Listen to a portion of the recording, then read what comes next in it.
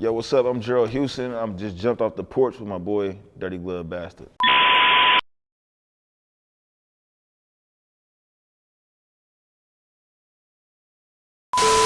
Yes, sir. Yes, sir. We right back at it, y'all. We got the one and only Gerald Huston jumping off the porch with us today. What's up, bro? How you feeling, man? I'm feeling good right now. I just want to know like why we call it off the porch, and I'm sitting on the porch. Huh.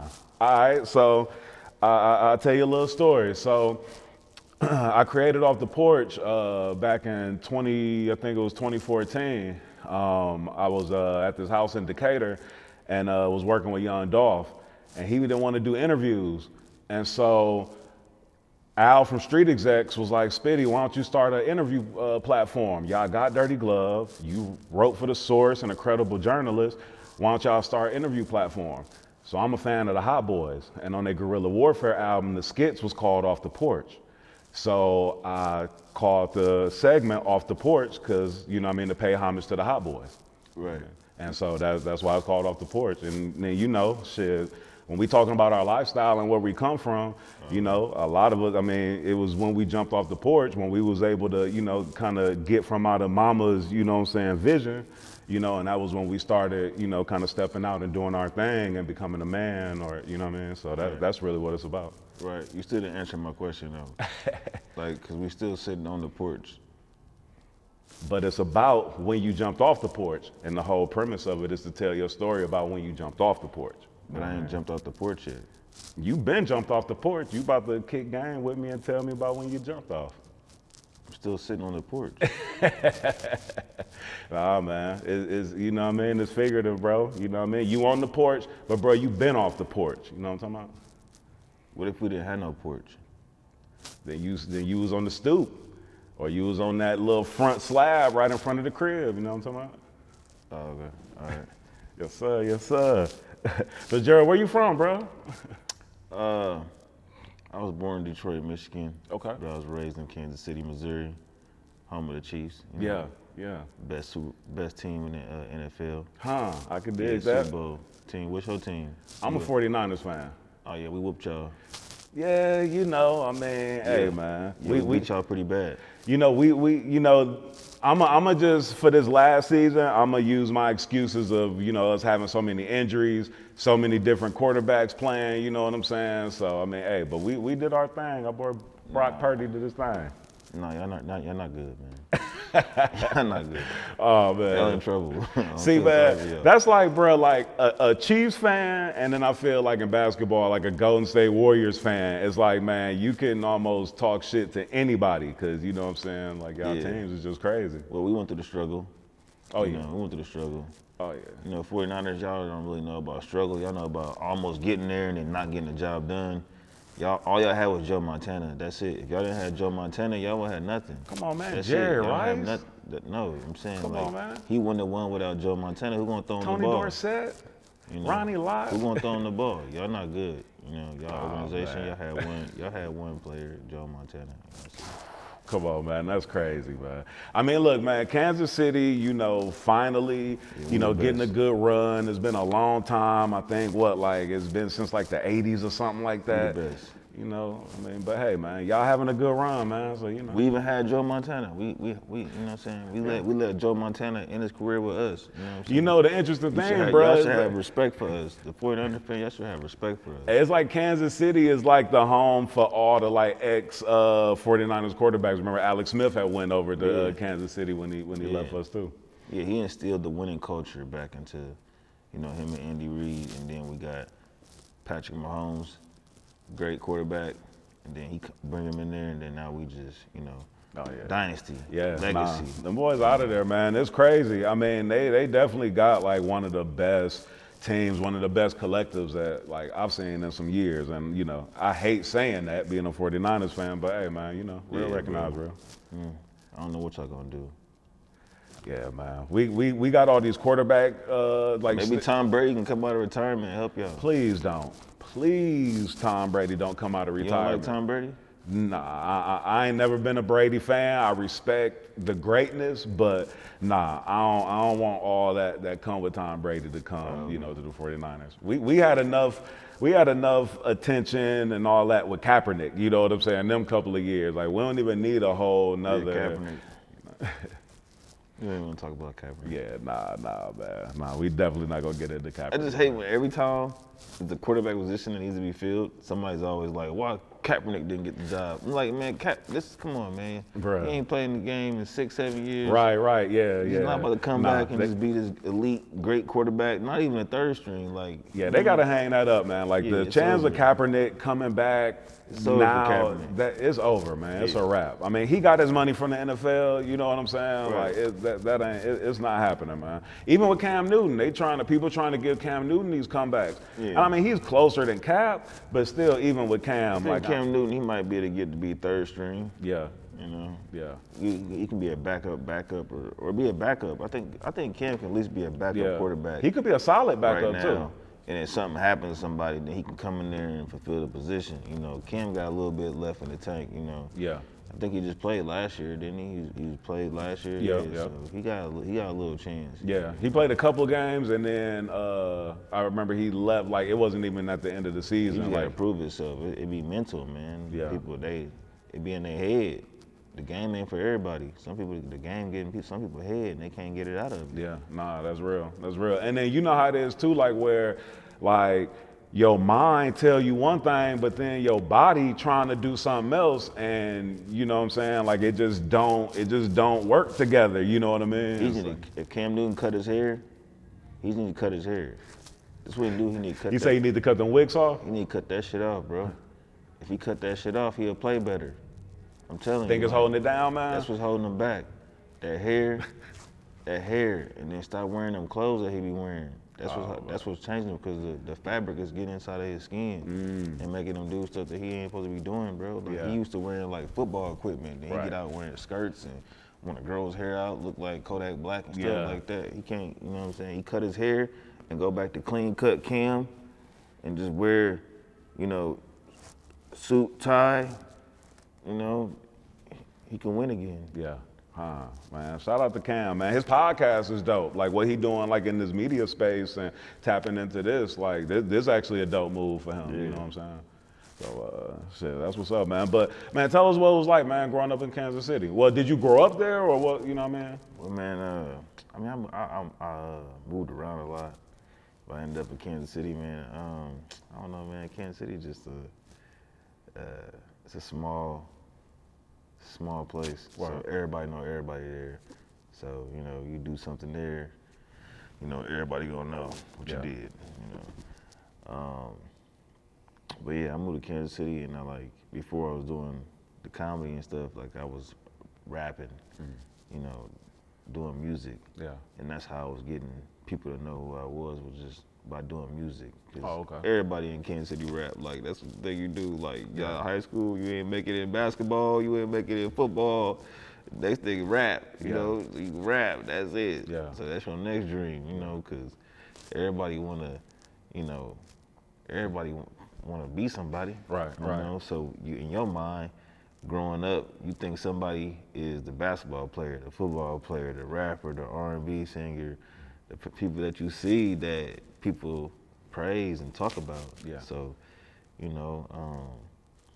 I did that, but I always knew in the back of my mind that I wanted to do comedy. Cause I literally tried to do comedy when I was 18 years old. You know what I'm saying? Like, I tried to go out there and do stand up, and I felt like I was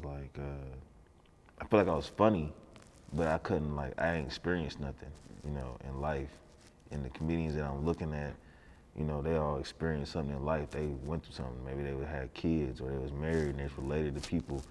I'm just a kid. Like, man, I'm just a funny kid. People laughing at me, but I ain't got nothing relatable to talk about. So I always felt like, it was a game you could kind of play in once you get a little older or whatever. So all my homies rap, so started rapping. Yeah. And that thing, it didn't do nothing, obviously.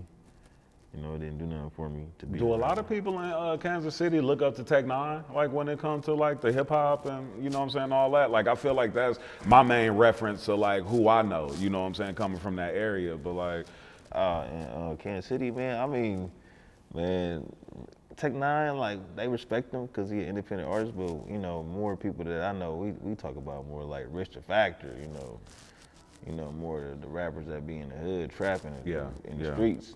You know, we can really, you know, really doing the shit, you know, people like that. So, I mean, it's always an argument back home, like, who go harder between Rich the Factor or Tech Nine, but we all know Tech Nine did his thing.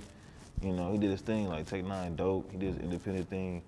But, you know, most people, you know, where I come from, we listen to more Rich the Factor, or we talk about him more than Tech Nine, you know. No, I can dig it. So like, when did you jump off the porch? Like when did you, you know, get out and get in the mix? I'm still on the porch. But you jumped off the porch, man. But I didn't have no porch. Okay. We didn't have no porch.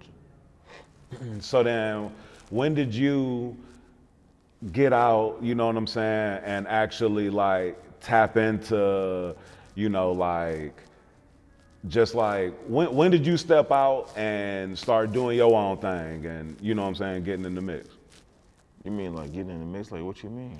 I mean, like, shit, like when you stepped out and was doing things outside of, you know, your parents, you know, giving you permission to do, you know what I mean? It don't necessarily mean like getting in trouble. I did a whole lot of stuff when I was a kid. They ain't let me do like a whole lot of stuff. Yeah. You know what I'm saying? I just go in the refrigerator and eat cookies. I wasn't supposed to eat cookies. I still ate them. You know what I mean? Like, I did a whole lot of stuff when I was a kid that my parents didn't approve of. So at what point of the porch I supposed to jump off of? Shit, when you stepped out of your mama and daddy house and knew that you was about to make a man for yourself, when was you figuring out like how to make money for yourself? When was you figuring out, you know, how to get it like on your own? You know what I mean?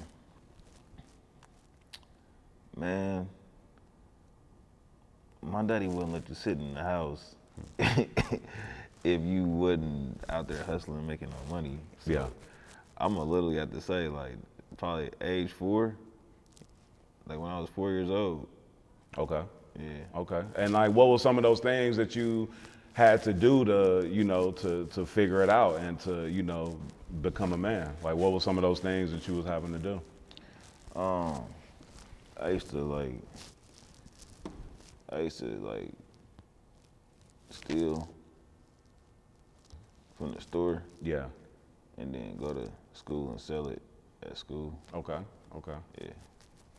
So you I used to steal from like Ventures and Kmart.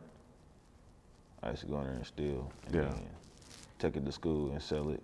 Like candy, chips, soda, stuff like that? Yeah, candy, chips, basketball cards, you know, little stuff that kids like back in the day and stuff. Word. So what was some of the biggest life lessons that you learned like coming up?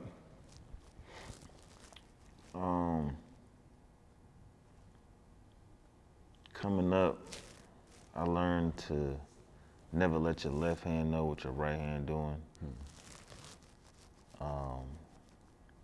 My dad told me that. And I also learned that you shouldn't steal from Kmart because they caught me. Oh, bad. But it took them a long time to catch me. But they ended up catching me anyway. Word. And what happened with that? With the Kmart? Yeah. Incident? Well, I was stealing basketball cards from Kmart. And I got caught. And when I got caught, I wanted to go to jail. Because I didn't want to go home. Because, man, I was going to get a whooping, man. Hey, man. Like, no, for real. I was going to get a whooping, so I was like, no, I don't want to go home. Just take me to jail. Yeah. They wouldn't take me, though. It was so, like, not taking a black man to jail, man, like, the police didn't want to take a nigga to jail for this one time. Like, right, it's like you asked for it, they definitely ain't giving it to you. Like, why y'all want to just take me? It takes people all the time. You know, you ever been to jail? prison or like jail? Like, you ever been inside jail or prison? I've been in jail. I ain't never been to prison, but I done been in like county for What like you do? 3-4 days or whatever. Shit, got caught smoking weed. I was living in New York, walking down, so I was living in New York, walking to 42nd Street to get on the train. I was working in Times Square.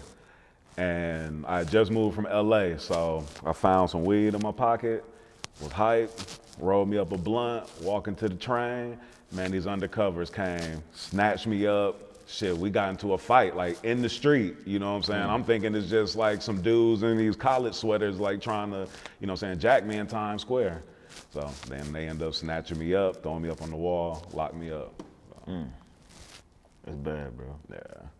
You should have got like, you should have got a lawyer. Man, look, man, and Over a little piece of weed? What year was this? this was probably like In the 70s? that's funny as hell. Might as well have been. Nah, this was like probably like 2012, 2013, something like that. 2012, 2013, they tackled you over a blunt? Yeah, tackled me over a blunt. Over a blunt? Yeah, middle of the street, like In the just- middle of the street? Just over a blunt of weed? But New York, they tripping. They tripping. So then they put me in the back of the paddy There must have wagon. been some crack in there. Nah, but shit, the way they do it in New York, they might have thought it was. Shit, they probably thought I was hitting the pipe. So then they put me in the paddy wagon, had me driving all around Times Square for about 2 or 3 hours, and they was just arresting people that was pissing on the street, pissing on the sidewalk. People was, you know what I'm saying, making exchanges, whatever, you know what I'm saying, selling shit. They was catching them up, throwing them in the paddy wagon. Then they took us all over to the precinct at the end of the night. Wow. Hated that experience spending the night in jail. I'll tell you that. What'd you eat? A damn peanut butter sandwich. Don't sound bad to me. I love peanut butter, so I was good. Right, I'd have been there good. What you eat? When When I went to jail? Yeah. The jail I went to, they had McDonald's. Man, you must have told on somebody. Nah, I didn't tell nobody, bro. They give you McDonald's, bro. They give you like a little, McDonald's and fries. Man, I only heard about them giving McDonald's, man, if you in there singing. Nah, see, I went to jail. That's not prison, bro. But, hey, it all depends on what a nigga done did. Right. You know what I'm saying? Nah, real spill. Like, nigga, if you did some shit, and I gotta tell, and I ain't had nothing to do with this shit, and they pressuring me about some shit that I ain't got nothing to do with, man, hey, man, he did it. You know what I'm saying? If we did something together, we're gonna ride it on out. You know, that should be the thing. Like, people always say don't snitch, but you gotta know when to snitch and when not to snitch. Right. You know? Snitching is not good and it's not bad, but it's something you gotta do in the right time. All right, so let me run a scenario Like, by if you. they come in here right now, bro, and start busting shit up. I don't really know nothing about you, so I can't say nothing. You know what I'm saying? Yeah. I don't know nothing, so there ain't no reason for me to even snitch. I'm like, I don't know nothing. I don't know what's going on. I don't know what he into. You know, that situation like that Yeah. is different. You know what I'm saying? Now, if I know you into selling some drugs, but I ain't in no part of this shit, you know what I'm saying? They come this motherfucking busters in here and take me to jail, and they trying to take me to jail for what you done did, and all of us, then that's different. Then, hey, let me tell you what he sell crack. That's what he do. He sell crack. Huh. So another scenario I learned that then. from Charleston White. You another Charleston White? No, I'm not Charleston White. Oh, man. No, I'm not Charleston White. Okay. Thank God, No, bro. I would not snitch. But if I gotta snitch, if it's something that another person done did, and I have nothing to do with it, and they got me involved in it, then yeah.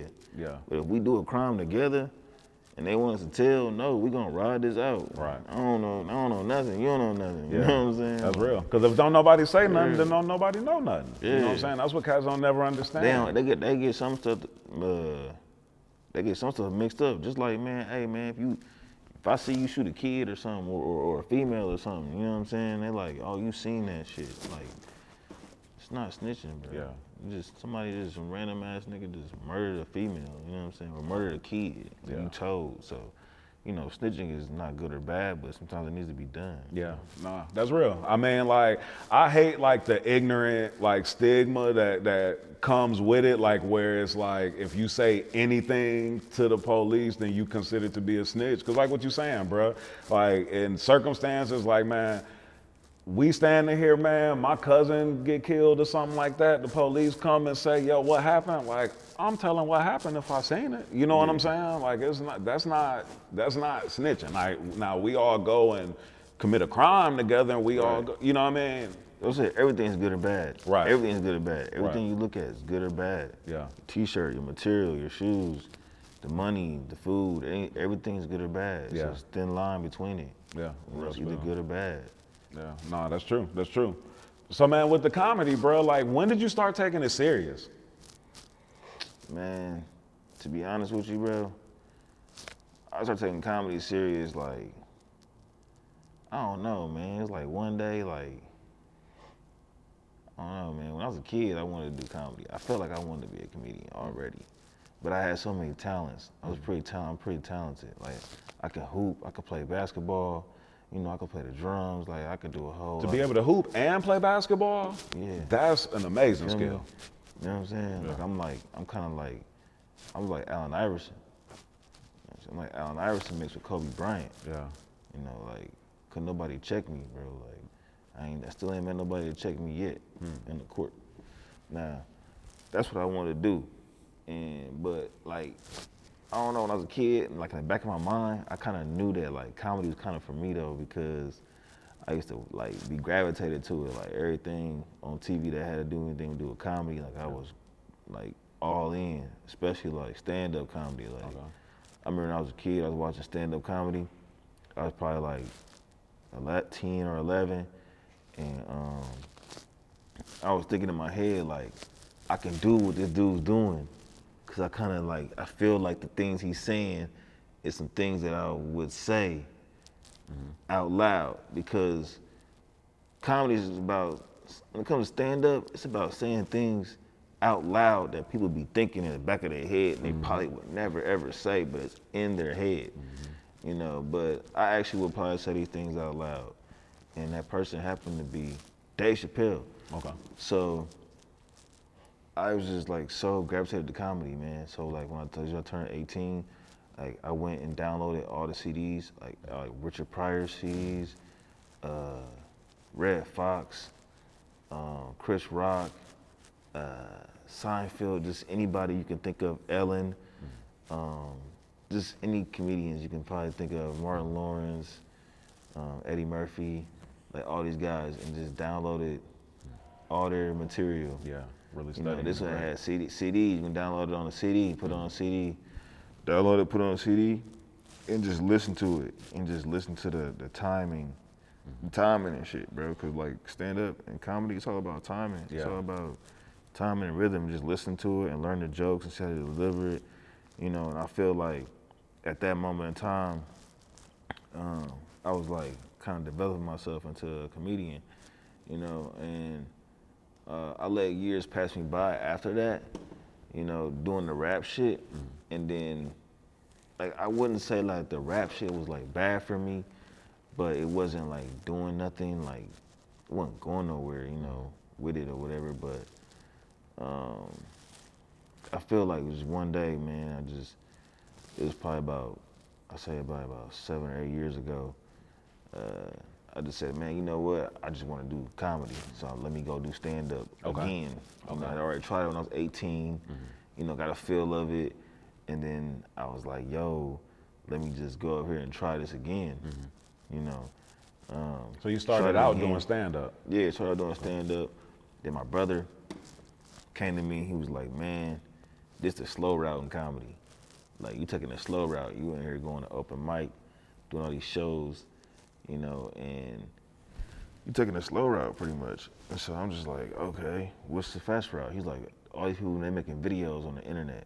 They're making videos on the internet. So you gotta like get on the internet and make videos.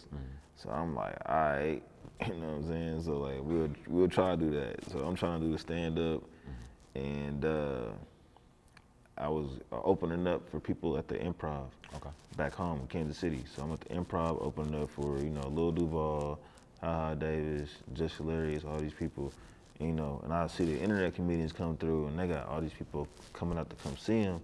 And I'm like, damn, so they do these videos on the internet and then they go viral or whatever, and then they come do their shows and they got all their fans out here, you know? And so I'm like, that's kind of dope. I guess that's the way my bro talking about you gotta do it, you know, make it in comedy these days. And I mean, that's true. People, you know, you got followers, people, they wanna fuck with you, you know what I'm saying? Now they got the blue check, everybody verified with the blue check, like, you know what I'm saying? Like, you got people out here with 25 followers verified on Instagram. You know what I'm saying? Like, man, that's so like funny, they ain't even man. doing nothing. Yeah, like, what are blue you doing? check craze is crazy. Like, just going blue check. They worry about the wrong check. You worry about the blue check. You need to worry about the real, the check. The check. Check that go in the bank. And you ain't even got getting that. They didn't, you know, so, you know, I don't know, man. I had did a video like in, I had opened up for Lil Duval, and then I remember I opened up for Just Hilarious, and then like 2 months later, I had did a video, it hit 1 million views. And so like when you hit 1 million views, you never hit 1 million views before, you think you went viral, but you really didn't go viral, you just hit 1 million views, you know. At this point in time, like 1 million views, like you think you went viral. Yeah, that's everything. He's like, man, I got 1 million views. Yeah. You know, that really ain't viral. You know. You almost think you got $1 million. You like, I think I got 1 million views. I didn't get nothing. So like I did a video, did 1 million views. I did another video, I did a couple, I did a video, did 3 million views. What types of videos were these that was Man, hitting these are just like regular 3 million? comedy skits, bro. Like, it was like regular, like relatable comedy skits. Like, I think one was like when you leave somebody's house that got roaches.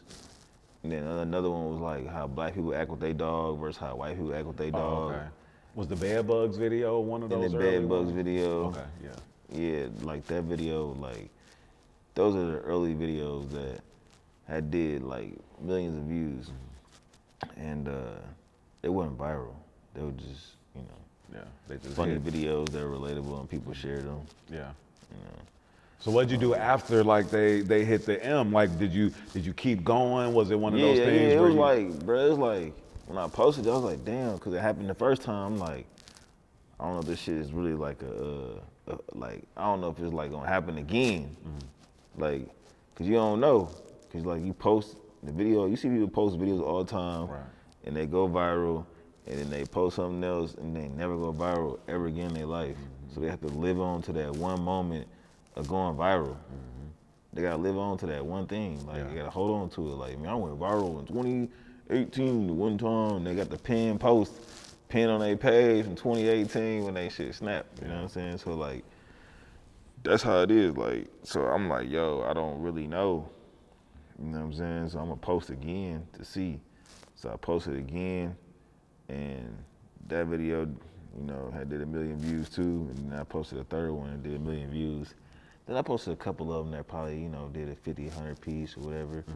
But they was, you know, at that time, you like, okay, we just gotta keep on trying shit. Cause if I did it 2 or 3 times, then I gotta just keep trying shit. Gotta keep shooting. You know what I'm saying? You can't make shots that you don't shoot. Right. So you gotta like shoot the shots. You know what I'm saying? Like, even when you down, don't know what the fuck to do, you still gotta shoot. So, I kept doing the videos, and then I ended up doing a video. I think it was a video where I was in Foot Locker, and I made my cousin take his shoes back in Foot Locker. Like, I walked to my cousin, we had planned, my cousin in Foot Locker buying some shoes for his girlfriend. I go in there and make him take his shoes back in front of everybody because he owed me money for the rent. So we did this video, and it did like 25 million views. Okay. You know, now that was viral. Yeah. Cause you got everybody calling your phone, everybody hitting you up in your inbox. You know, at this point in time, I'm a barber. I cut hair, you know. So I'm cutting hair. So people come to the barber shop, they going crazy like, yo, bro, I seen your video on the internet. You know, World Star reposted. You see all these rappers and people reposting the video all over, you know, the internet. Yeah.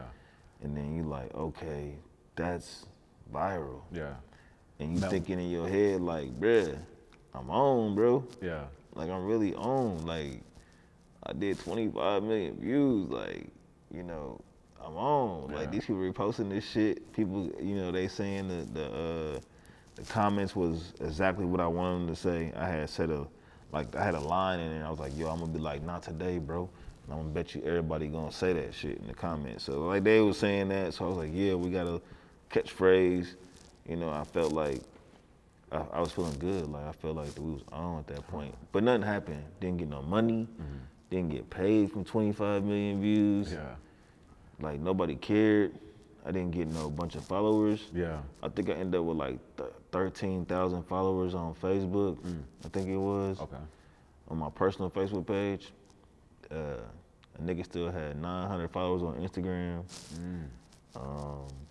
So what was that feeling like, bro? Because I know that had to be such a up and down feeling where on one side, you like, all right, like my videos is doing like what they've never done before. But then like you said, it really no wasn't money. it really wasn't a up and down thing.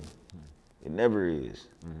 Cause once your vision get clear, once the vision get clear, then you ain't worried about nothing else. Cause like I had the vision. I know that this is gonna equate to something. You know what I'm saying? This is gonna take me somewhere. So I know it's gonna take more than one video. Still at this point in my career, it still takes more than one video. You know what I'm saying? Like it's all about the vision, bro. Like, so you can't really say like up and down with it. Everything's up because that's where we trying to go. We ain't trying to go down. Right. You know, we already down sitting on the porch. Come on. I mean, that's where we started. That's where, you know what I'm saying, a lot of us came from. Whether we had a physical porch at the crib or not, you know what I mean? Right. So it really was like an up and up thing for me. It's kind of like, okay, this hit, this may not hit, never know. You gotta just keep shooting. You gotta keep going. Right. So then what's the next step? Like you get all these views, everybody going crazy. You know what I'm saying? Like what's the next step? Man, after that, I just kept dropping videos. Still nothing. How long were you dropping videos but still not, you know, seeing anything monetarily or? Man, I was working in the barbershop and dropping these videos. Man, I wasn't seeing no money. Like I started doing a video in 2018. I ain't started seeing no, I'm talking about this, I started doing a video. The first video was in January 2018. You know, January 4th, 2018. That was the first video I dropped that hit 1 million views. I didn't see no money, no like monetization, like consistently, man, to the next summer, summer of 2019. Okay. It took a whole year and a half to see some money. Word. But you know, I love that you said that and we stepping into that because, bro, I was selling dope. Huh. So I was you were dope, still in bro. the field with it. I was selling dope, bro. Yeah. Now let me ask you this, because for a lot of people that's watching, you know, like this is like that pivotal moment, you know what I'm saying, where it's like, okay, like you don't know that you about to like get over that hump, but you still gotta be consistent. Like what kept you continuing to go and keep driving towards it? You know what I'm saying? When you don't know what day, you know what I'm saying, like you gon' finally, you know, reach that milestone that you've been looking for, you know what I mean? Or that success that you want, you know what I mean? I still don't know. So I gotta keep going. That's right. So maybe you can ask me that question in 40 years. I gotta still keep going. Yeah, you still got that hunger. Yeah, I still gotta keep going, bro. Like, Yeah. You know what I'm saying? So like, it ain't no end game. You just gotta keep on shooting. Yeah. And that's where I'm at right now. Word. I'm a shooter, cause like I don't ever want to go back to the lifestyle that I live, where I'm, you know, nickel and diamond pills from people and stuff like that to go sell to white people for a higher price, you know, and all that type of stuff, like selling weed and cutting hair, Like, you know me, I can, you know, you can get haircut, you can get some weed, you might be to get a couple pills, pain 50 pills and shit. Like whatever. Also, they had the fidget spinners. I was selling fidget spinners. Yeah. Out my trunk, bro. Just trying to hustle and get money. Yeah. You know. Yeah. And, whatever it takes. I really just like, I knew that the comedy is what I wanted to do. This is make me happy, you know. And that's more of what I was. Like, cause if you ain't living your purpose in life, bro, like you ain't really living. Yeah. Like some people, like, I'm a comedian, so I ain't got no business cutting nobody's motherfucking hair. You know what I'm saying? Like, that, even that's a skill that I have no business in the barbershop working with people that this person over here and him over here, they're gonna be barbers for the next 25 to 30 years. I have no business working around these people. You know, it like, so you're not living in your purpose. You're not living your dream. You know what I'm saying? I had no business on stage rapping with people that was gonna be trying to be rappers for the next 20 years and never make it. Right. You know. Yeah. Had to tap into your greatness and even just you gotta see. understand who you are. You know, and once you understand who you are, you will elevate. Yeah. Yeah, that self-awareness, that knowledge of self, man, that's like the most important thing. And like once you get that, I mean, like it's like it's endless. The sky's the limit with it. You know what I'm saying? I kind of see that ideology like when you doing some of your skits, man, because like, I mean, some of your skits will show people like man, when you go in the mall and you go and you will, you know, say some of these pickup lines to these girls. And man, it's stuff that a dude would kind of laugh at thinking like, man, I ain't gonna say this to Shorty. Like, man, it's crazy. She ain't gonna go for this. But then, man, you will say some off the wall stuff and end up like getting the number or whatever. I did that to give guys confidence. To give them confidence and to know what to say to girls other than the shit that girls hate. Right. All the standards. Hey, shawty. Damn, whatever, like the shit like that, like, you know, just the shit that they hate. Yeah. And then I also like did it cause there's a war between the sexes. Men hate women. Yeah. Women hate men. Like there's a war right now on the internet. They argue with each other. Yeah. Like women, you know, women are pushing the agenda that we hate them, bro. Yeah. Yeah. You know, and men are pushing the agenda that women ain't shit.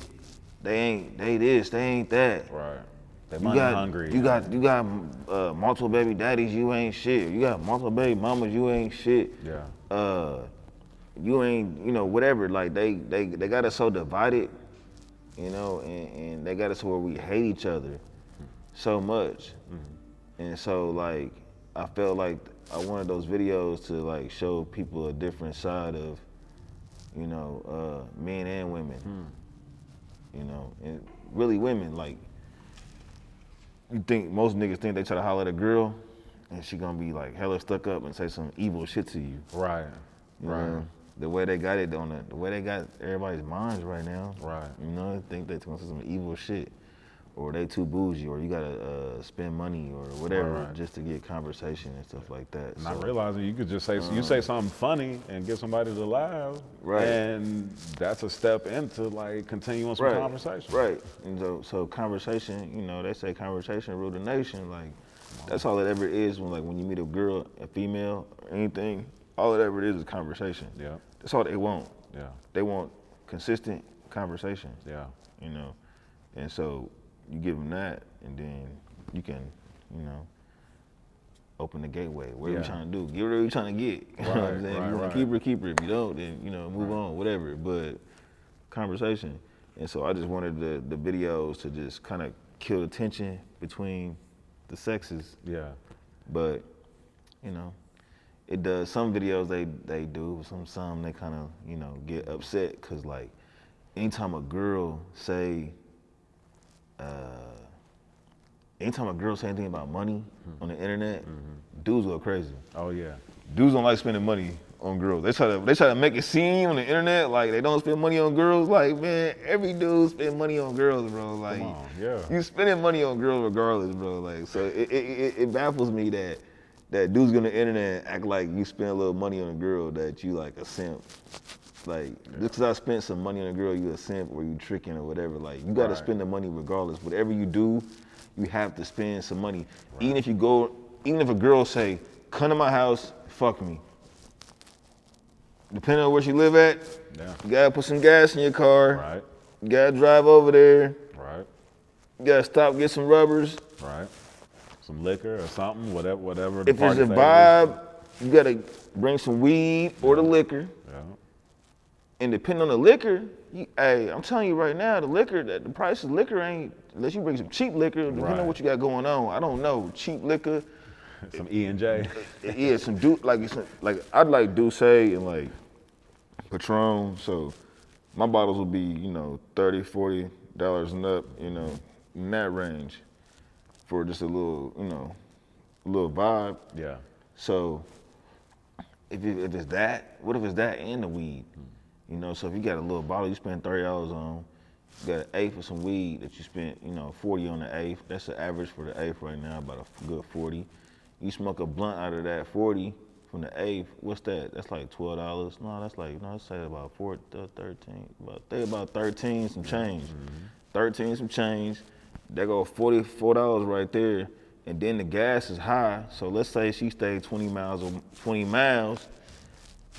spending gas right there, they go another 20. Right. You gotta go 20 miles there, 20 miles back, another 20, 25. So you already like 75 in just to pull up. Yeah. That's just one night. A pleasure. It's 365 nights. Right. It's 365 nights. That's real. I mean, the stigma that is online about guys that spend money on women, or even women that do things for their men, and when, like them not using the word what is it? Like how guys say they want a woman that's like catering to them, or that's, you know what I mean? Yeah. And so then women will take that as like a disrespect, like, oh, you want me to wait on your hand and foot, and so yeah, man, the man versus woman war. The war getting bad. They even think we gay for everything we do now. It's crazy. I seen something that said you can't fall asleep in the passenger seat when your homeboy is driving. If you do that, you gay. That's retarded, man. For real. Yeah. They say if you do that, you gay. Nah, that's retarded. They say if a man orders lemonade or iced tea, he's gay.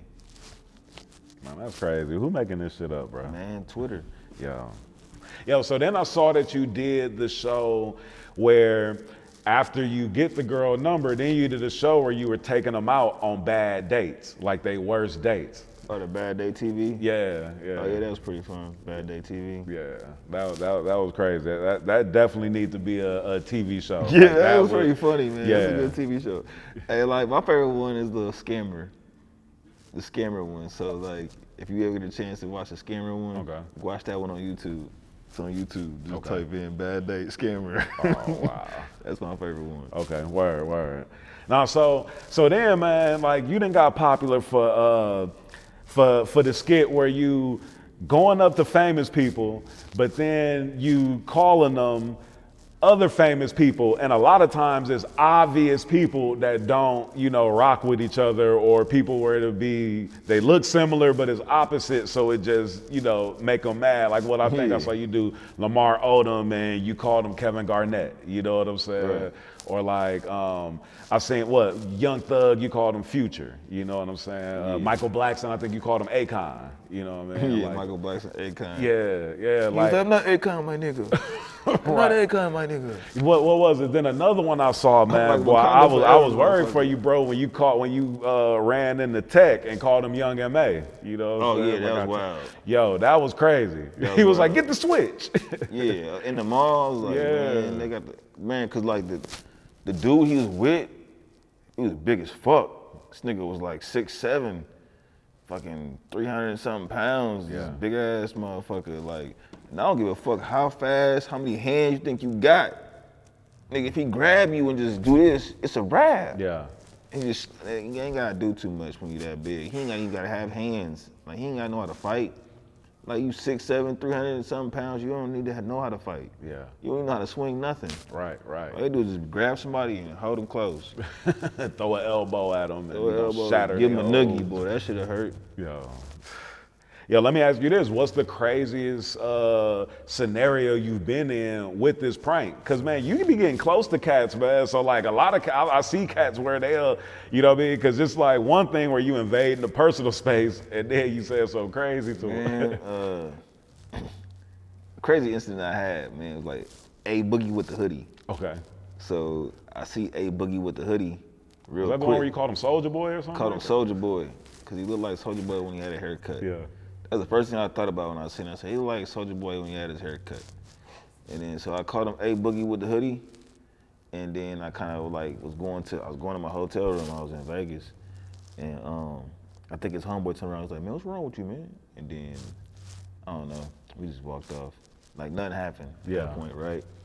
So later on, I guess these fans, they recognized me. So I took a picture with them. And then I walked off, and then they seen A Boogie, and then took a picture with A Boogie. So I ended up walking past A Boogie again, and he see me after I had took a picture with these people. They took a picture with A Boogie too. Yeah. And so I'm standing there, and then so I guess he must have seen me. He feeling himself now. You know, he got his, you know, the New York is all on him. The Bronx, wherever he from, the borough is all up on him and stuff. He would a dude. He was another dude. These dudes be with some big ass niggas. I know that shit, boy. These rappers be with some big motherfuckers. Like, I don't care about the rapper or the person you with. It's always the big nigga that I'm looking at. Yeah. You know, so he came over there. You know, I'm standing over there with my peoples and stuff. And then, cause we like, I'm there with the people who do my merch. So he come over there. He like, man, let me talk to you for a second. Come over here. I'm like, bro, I ain't coming over there. It's like 3 of y'all niggas right there. Like, I'm not coming over there. Like, whatever you gotta say to me, you can say it right now. You know what I'm saying?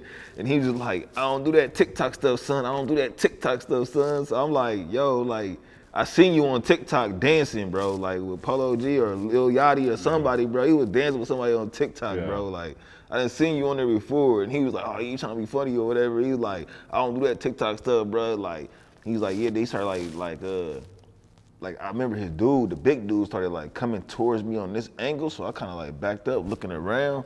Cause I'm looking for a chair at this point, bro. Like, I'm like, bro, there gotta be a chair around here somewhere, cause the big dude come near me, I'm throwing the chair and I'm taking off, bro. I'm not about to fight the big dude, bro. Like, I'm smart, not a dummy. Yeah.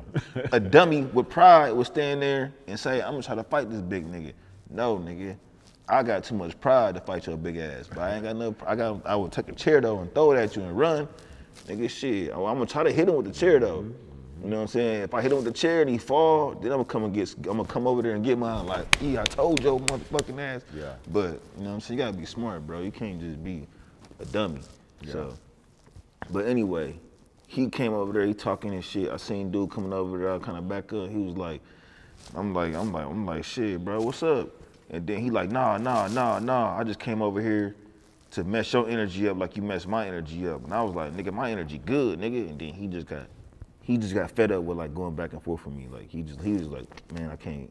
He's I'm not gonna break this nigga like talking wise. Like he's not gonna come at me and like, you know what I'm saying? Like I wasn't trying to apologize to nobody about what I did, but I mean, if he, I mean, I'm not gonna apologize to anybody for a prank. I'll just tell you it's a prank. And that's it. Right. You know what I'm saying? Like, and for most people, for many videos that I've done, for you to be a famous person who's probably consistently on the internet and say you never seen one of these videos, you know, before, you know. Right. You know, you're just trying to like act stupid for the camera. You know, I think some people, when they get pranked, some of these rappers when they get pranked, they probably get hurt. Somebody like he walked up on me, man. I'm a rapper, man. Can't nobody be just walking up on me. Right. You know what I'm saying? Like he walked up on me and he put his arm around me. Could have did that shit and took my chain and ran out, whatever. You know what I mean? So like, they got that whole image of, you know, maybe not with me. Maybe they don't care. They know who I am. They're like, okay, I know that's him. But they gotta put that image on because they don't want nobody else walking up on them, grabbing their chain or anything like that. Like you just walked, like damn, nigga, you just walked up on a rapper, bro. Just grab this nigga, bro. You just walked up on Kevin Gates game, nigga. Just walked up on these people, bro. Like, Yeah, And I mean, people- even like Rajon Rondo, like when you called him Chris Paul, I'm like, I felt like I knew that was about to come with some heat.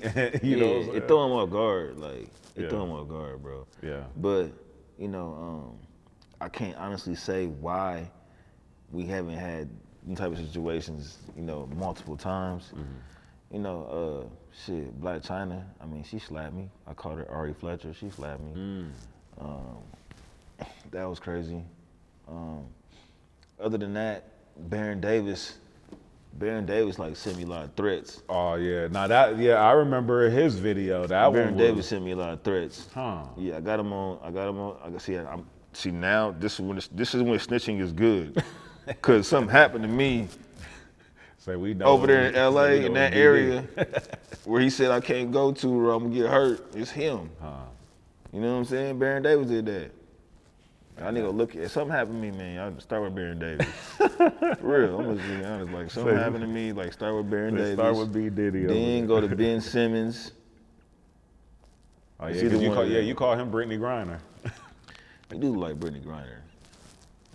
Yeah, but she got out. Yeah, that picture. That And I caught her with Westbrook in the store. But I caught her on Brittany Griner later on in life. Yeah, yeah. Cause he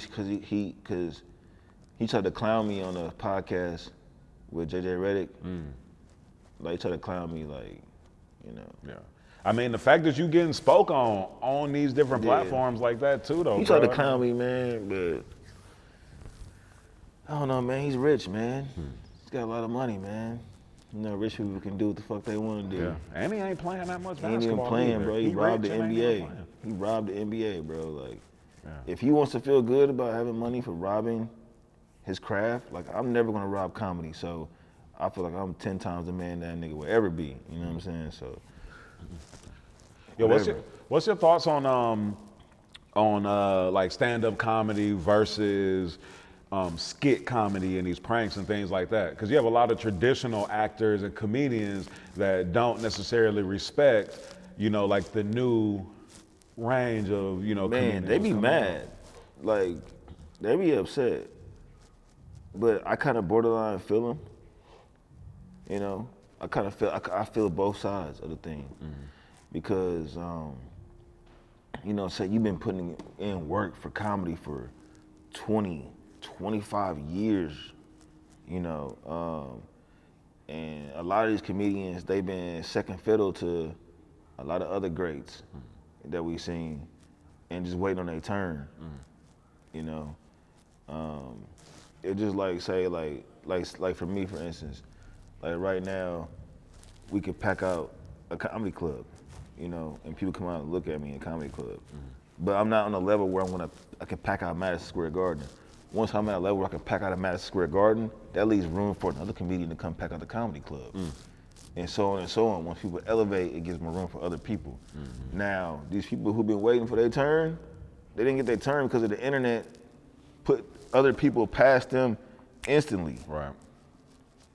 That's why they call it Instagram, because it's instant. Right. It's instant gratification. Give me my gratification now. You know, and a lot of these comedians, they didn't survive the social media era. Like I'm gonna tell you one that did, Lil Duval. Okay, yeah. Lil Duval was on BET 25 years ago. There's other comedians that had better sets than Lil Duval 25 years ago. You know, no disrespect, Lil Duval, he had a great set, but there's people who had better sets than Lil Duval that are not on Lil Duval level right now. Right. Because he changed. He crossed with the over. times, yeah. And the ones that didn't cross over, they're very, very bitter because they can't even sell out comedy clubs now because people rather go see their favorite Instagram influencer that just started doing comedy Right. 3 weeks ago versus going to see a seasoned vet who's been doing comedy for 20, 25 years. Right, right. And they put all these blood, sweat, and tears into comedy, and now they're getting their pay degraded. Yeah. Those comedians who were selling shows on the weekends, they're not selling on the weekends anymore because people are going to go see their favorite influencer on the internet. So now they got to go get Wednesdays or Thursday nights and make do. So, and some of them can't cross over. Some of these guys is older. Yeah. You know, but some of them didn't have to cross over. Like some of them, like kind of like they just stayed themselves. Yeah.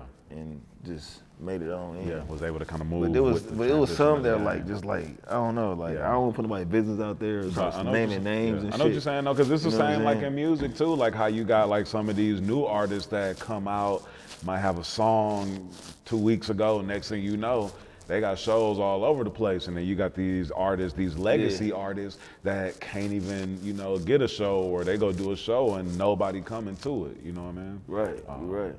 What advice would you give to up and coming comedians, you know, trying to step into the game? What part of the game they want to step into? The internet game or just the game? I would say, you know, anybody who wants to make money off of comedy or off of their craft. Like, what kind of advice would you give somebody, you know, that's on the come up? The best advice I could give somebody is, you know, first off,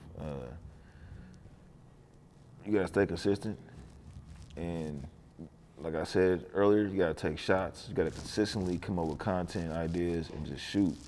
You know, you got 7 days a week. During 7 days a week, you need to be taking at least 10 shots every day, man. You know what I'm saying? Because you don't know what's gonna hit. And once you find out your niche and find out what people like, people like, okay, you're this person. This is what you do. Once people started figuring out what you do, then you take that niche and you just run into the motherfucking mud, you know, and stay consistent at it. And I think YouTube's probably the best platform to become monetized on. I feel like me personally, like, you know, I got followers on every platform. Like I operate every platform. We post everywhere. But I feel like YouTube is the best one. If you just want to be consistent at YouTube, then that machine will drive everybody everywhere else. So I would just say YouTube's probably the best platform to stay consistent on, and they cater to like long form content. But they also got shorts. You know, shorts are a good way to grow your channel. YouTube shorts, Instagram Reels grows the channel, Facebook Reels. But like I said, I think if you focus on YouTube, it kind of like kicks out real fans. Like YouTube fans are real fans, man. Like they once somebody's a fan on YouTube, they're a fan for the rest of their lives. Oh yeah. And YouTube has more of a broader range as far as like audience. Yeah. Because there's kids that's not on Instagram, but they're on YouTube. Right. Yeah. There's older people that's not on Instagram, but they're on YouTube. You know, when I turn 50, I'm gonna be on YouTube. You might not even see me on TikTok, Instagram, none of that. I might just be on YouTube, scrolling up, looking at videos all day. So I've seen a lot of people who are heavy YouTubers.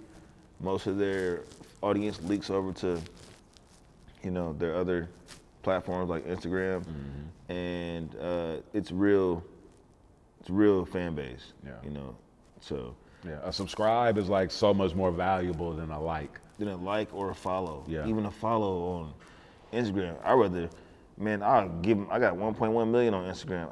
I'd trade them right now for 500,000 YouTube subscribers. You know what I'm saying? Like, I'll trade them right now because their YouTube subscribers are way more loyal. You know, and those people who are going to come out to your shows and come out and buy merch and stuff like that. So. Yeah. So what else you got coming up, man? Like, what else can the people look forward to seeing you at? Like right now, man, we just working on like some series, man. A new dating show series. Okay. We also doing a couple movies. I want to write my own movies, so I'm in the process of right now of coming up with my own script, and also like want to work on like the pickup lines. A lot of people want me to write a book, so. Considering writing a book of pickup lines just like a book of pickup lines. It probably won't be nothing too intense, but you know, that's what we're looking at right now. We're trying to like stay within a niche, you know. So you try to, whenever you got a niche, you stay within your niche, and then you expand on it. You start adding things to it. So okay, all right, y'all like the pickup line videos? Okay, cool. Let me write a book for you guys, you know, and sell the book. So you the first person that's gonna hear that on camera. So I want you to remember that I told you that. Okay. And so when you see the book selling by the millions, by the buttload, you can be like, damn, I was sitting there and a nigga told me he was writing a book of pickup lines, you know. Yeah, real spill. Nah, that's what's up. That's what's up. Manifest it, man. It's called Herb Girls Are Easy. Huh, okay. That's what's up. Yeah. Yeah, nah, that's what's up, man. Anything else you wanna say to the fans, say to the audience? Y'all can just follow me. I had a fun time sitting on this porch. Like, even though this car off the porch and we sitting on it, I couldn't understand that part, but we good. All right, so y'all can follow me on Instagram. I am Gerald Huston. Subscribe to my YouTube channel, Gerald Huston, and that's pretty much it. Like, All right, bet. follow me on Facebook, wherever. Just follow me. Like, wherever you gotta follow me at, just follow me.